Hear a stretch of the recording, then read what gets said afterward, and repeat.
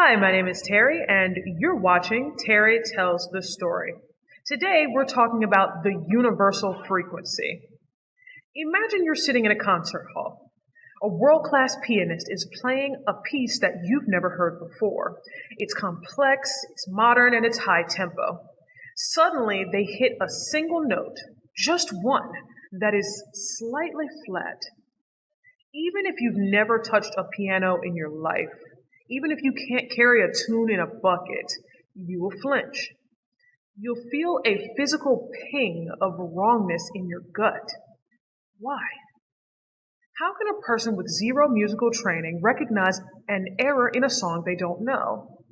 Or why, when you walk into a room and a painting is hanging just slightly 2 degrees off center, do you feel an itch in the back of your brain until you fix it?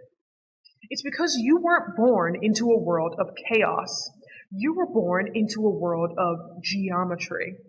From the spirals of a distant galaxy to the structure of your own DNA, there is a hidden code running in the background of reality. The ancient Greeks called it the music of the spheres. Today, we call it the golden ratio. And the reason you recognize it is because your survival once depended on it. To understand this, we have to go back 2,500 years to a man named Pythagoras. Most people know him for his triangle theorem, but his most profound discovery happened when he walked past a blacksmith shop. He heard the hammers hitting the anvils and noticed that some combinations of sounds were beautiful, while others were harsh. He realized it wasn't the hammers, it was the ratios. He went home and experimented with a single string. Let's look at the octave. If you pluck a string, it vibrates with a certain frequency. If you pinch that string exactly in the middle, a perfect 2-to-1 ratio, and pluck it again, it produces the exact same note, just higher. This is the octave. It's the most fundamental consonance in the universe. But Pythagoras didn't stop there. He found that if you divide the string by 2/3, you get a perfect fifth, the backbone of almost every song on the radio today. If you divide it by 3/4, you get a perfect fourth. These aren't just musical choices, these are mathematical laws. When these ratios are present, the sound waves line up in a way that our brains interpret as ordered and safe. When these ratios are messy, like 17-13, the waves clash. That's dissonance. That's the wrong note. Your brain isn't just listening to the music, it's doing rapid-fire division. Now, let's take that musical math and turn it into a shape. This is the golden ratio, or 1.618, represented by the Greek letter phi. It's a number that appears when you divide a line into 2 parts, so that the longer part divided by the smaller part is also equal to the whole length divided by the longer part. It sounds boring until you see where it lives. Take a look at a sunflower. If you count the spirals of the seeds, you'll almost always find a Fibonacci number. 21 spirals one way, 34 the other. Divide 34 by 21, and what do you get? Roughly 1.618. Look at a pine cone. The scales spiral in ratios of 8 and 13. Again, the golden ratio. Look at a nautilus shell. It grows in a logarithmic spiral that maintains the same shape as it gets larger. It never has to reinvent itself. It just expands according to the code. Even your own body follows this. The distance from the floor to your belly button compared to the distance from your belly button to the top of your head usually hovers around that 1.618 ratio. Your fingers? The ratio of the bones in the digits follows the same sequence. You are literally a walking, talking piece of geometry. Our ancestors knew this. They didn't have computers, but they had eyes that could see the universal note. Look at the Parthenon in Greece, or the one-to-one replica in Nashville, Tennessee. The height-to-width ratio of the facade fits perfectly into the golden rectangle.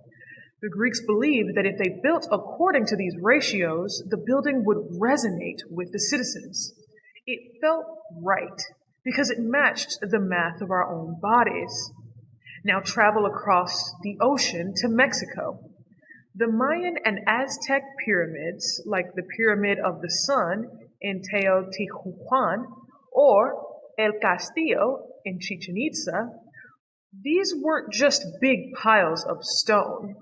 At Chichen Itza, the pyramid has 365 steps, one for each day of the year. But the math goes deeper.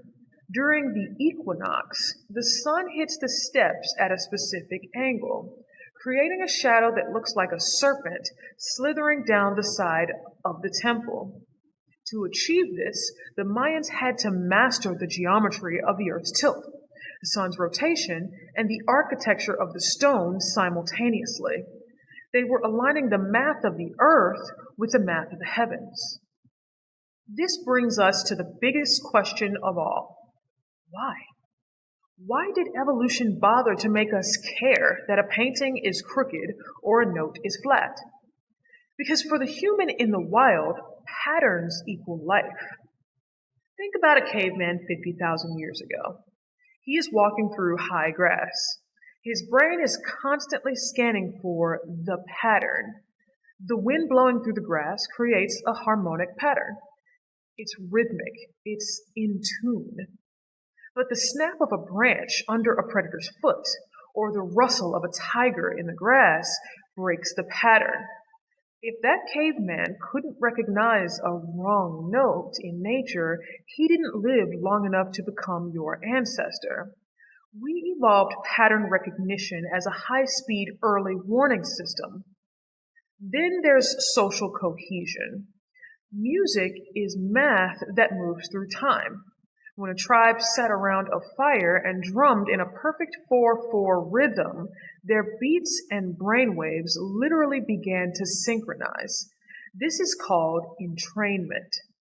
A group of people who can stay in the same rhythm can coordinate a hunt better. They fight better, and they can survive better. Recognizing the wrong note wasn't about being a critic.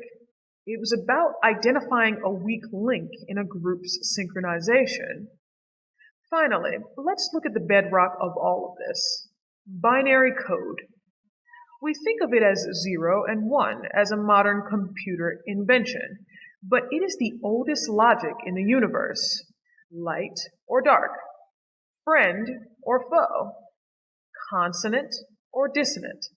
Every complex system you see, from the video you're watching now to the DNA inside your cells, is built on a simple binary choice, choices that pile up into complex geometry.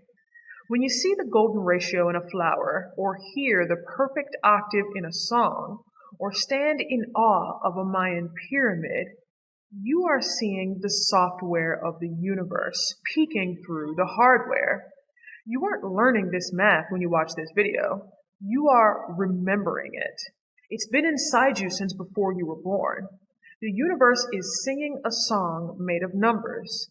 And whether you're a scientist, a musician, or just a guy looking at a crooked painting, you can hear it. Because in the end, everything lines up. You just have to know where to look. I'm Terry, and this is the story of the patterns we live in. If you found this video boring, but somehow you couldn't stop watching it, now you know why. Your brain just wanted to finish the equation. Stay curious. The Spanish I'm going to be teaching you today is Yo soy el arquitecto. Yo soy el arquitecto. And what that means is, I am the architect. If you like this video or you learned something new, drop a like down below. If you have a specific topic you'd like to see me cover, drop me a comment. And if you'd like to support this work that I do, there'll be a link to the Cashapp in the description box below. We'll see you next time.